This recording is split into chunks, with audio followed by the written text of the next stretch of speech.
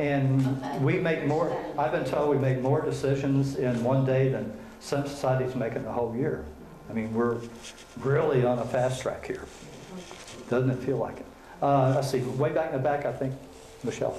Can you clarify what you were told about abductions in regards to if they've already stopped or they're supposed to stop prior to 2016? Okay, I've been told that they have stopped due to the Earth Directive, an update in the Earth Directive. What's that? The abductions, yeah, that's what I've been told.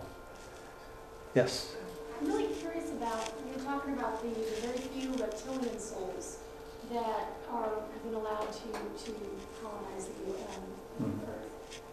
Do you have any personality characteristics? Is there something that just a way to identify who might be that? Well, I know. I've been told one of my friends is a reptilian soul, and that he was sort of placed in my path for me to kind of look to see how they're doing. But he loves snakes, loves, you know, I don't know. What has been the existence of the infants that humans were born with that had alien fathers or whatever, that they took and captured or took them or whatever, whether it was 4 months or 9 months? What has happened with those? Have they become more like aliens? Are they coming back to Earth, or what? No, I mean, they needed a hybrid race to carry on their race. And so they mixed the human race with their own DNA, and that's what they came up with. So that's become a huge race now? I suppose, supposedly there will be some hybrids on with the Greys when they come. So, and they are willing to, you know, meet with anybody who's been abducted that wants to. But, you know, I'm saying, gosh, you know, when people actually see these beings on TV and everything, it's going to bring up a lot of memories to people that, you know, that maybe don't even have one single memory of being abducted, and suddenly they see it and they freak out. It's going to be very interesting when that Because happens. some people say when they're abducted, they meet someone that they're told is their child. And that's got to be really frightening. Yeah, so I'm not sure.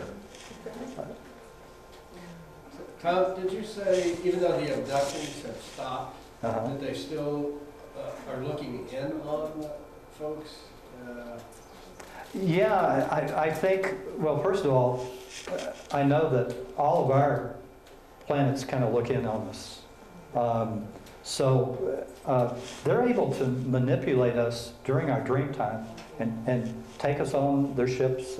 But this is, during dream time, this is, you know, this is kind of soul work. And somehow, far advanced, they're able to do that. And so if you have dreams of being on a spaceship or something, maybe very well you were. Okay, so the physical abductions have stopped. That's my understanding. Okay. Okay? But I will mention, and this is kind of funny, I've been, besides all my newsletter readers and everything, I've been starting to contact some of these UFO sites and things like that. And I've really been surprised at some of the reactions I've got. These people they're almost they're as bad as someone that says, oh, I don't believe in UFOs because it's probably weather balloons. These guys are saying, let's see, one was called the Object Report. You can look them up online. And it's Agent K and Agent D, all right? And so I sent an email to them saying, you know, here's the book, and, you know, here's the story about it, and what have you. And the guy wrote email back, and he said, we spent thousands of dollars investigating UFOs and everything, and here you come out of nowhere, you know, and start saying that you've communicated with them. You know, it's like, I don't believe you. You know, so. Yes, first. You, in your newsletter a couple of months ago, had said that since the first of this year that we've been kind of in this energy acceleration, and then in fact right now we're supposed to be in this kind of tunnel, and then after that, you know, going to be different. And I was never clear if that meant that we've been in this accelerated thing and after July that things would level off or that things were really going to take off. Well, it's my understanding that after July, supposedly, and I haven't asked for an update on this, that supposedly we were in this tunnel because they could minutely adjust the percentages to move us along to this fifth focus that's never been done before. And they found out they had to do it at a little slower level than they thought, you know, because of it. Originally they thought around December 21st, and then suddenly July is here, and they're still trying to finish up the adjustments. And so that's my understanding. That we've been in a tube, and I guess they'll dump us out on 5.0. Yeah. Well, I was curious about this, the young people of our generation, because are they have an open mind and natural curiosity to this knowledge? Because we grew up with Roswell and abductions and interest, that they know the movies. Yeah, they know the movies. So, I don't know. As I say, you know, I think some sci-fi writers will take things out of this book as part of their stuff. I mean, who have you ever seen a Star Wars movie with bird beings or plant beings? You know, I mean, even the thought of that is kind of really different. And force field devices where people walk around and communicate with each other without, you know, going, you know, or whatever. Yeah. With a great experiment, there's got to be a lot of interest in the young. It just seems like it would be, that's where the interest is going to be. So I hope you'll all help me spread the word. If you're on chat rooms or anything, why mention, hey, you should read this book. Yes? The new Superman movie, I don't know if anybody's seen it, the Man of Steel. The beginning, the first 30 minutes is them on the planet, and they do have telepathic and different beings, like, no spoiler alert, but when you have a horse come up, it's like a little dragon, it's a little ride out. Oh, okay. It's really cool, it does. Yes?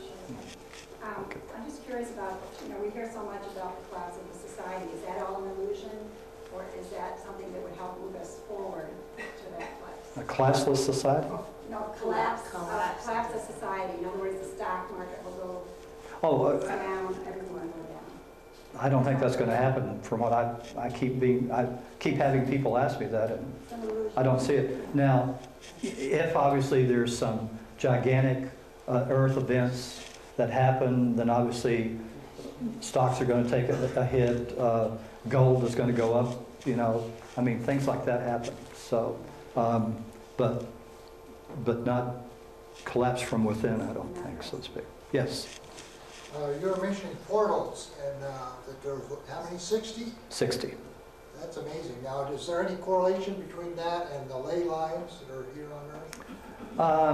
Well, now, I did have a question about ley lines just the other day for the newsletter about cathedrals. And one lady had noticed that when she's going to cathedrals in Europe and all, they don't seem to have the same energy that they did before.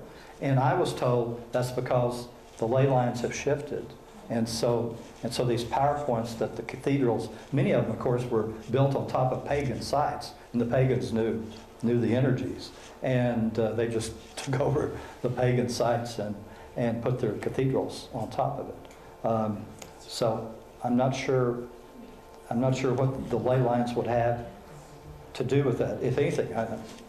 Again, they will not explain too much on portals to me, because they said our scientists have to learn that, have to discover that themselves, and obviously it's going to take all the way to 3150 before they figure it out. Yep. Is there, of all these people, or folks, is there a group that kind of rules the roost of the whole group? And how did they get to be that strong? Have they always been that way? Do they have any particular kind of attitude? They want to help all we Earth people, or what? Now, in this Federation of Planets, I mean, it's like, you know, everybody, first of all, they don't have to get together in person. They have all these holographic things where even their emotions are able to be conveyed, so that if somebody is saying something, they know what kind of emotion that they're saying it with. And so they have these conferences and everything, but it sounds like it's, very, everybody's hunky-dory, happy-go-lucky guys. Okay. They don't have negativity, that's why. Yeah, they don't have any negativity.